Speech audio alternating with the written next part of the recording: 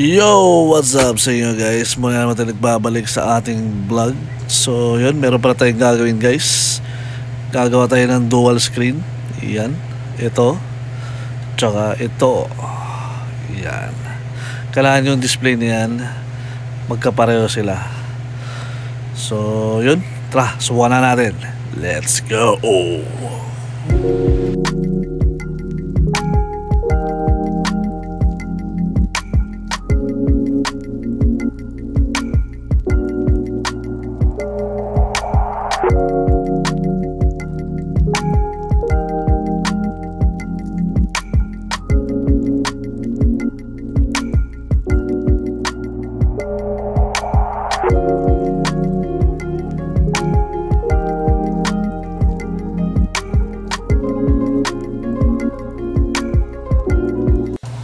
So yun guys, gumana na yung dual screen natin, oh.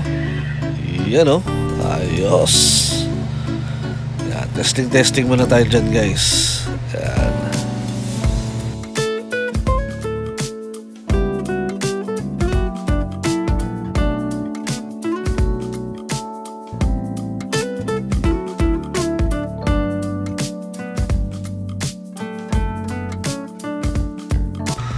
So yun, gumana na yung dual screen natin guys. Bali, dito natin siya ilalagay. Yan, dyan. So yan, ilipat ko yan kasi hindi nakasya eh. Dito natin ilalagay yan guys. Yan, para talagang saktong-sakto siya. Yun, oh. Diba? Astig. Konting ayos lang. Yan, pwede na.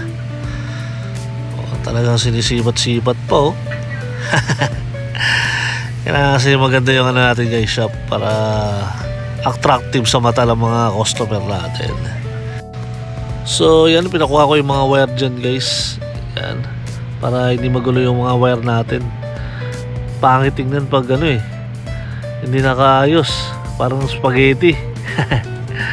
So yan, sasabit natin yan. Yan, oh. Hanggang kisame yan para paikot papunta doon sa monitor natin guys. Yan, di ba? So yun, fast forward na lang natin ulit.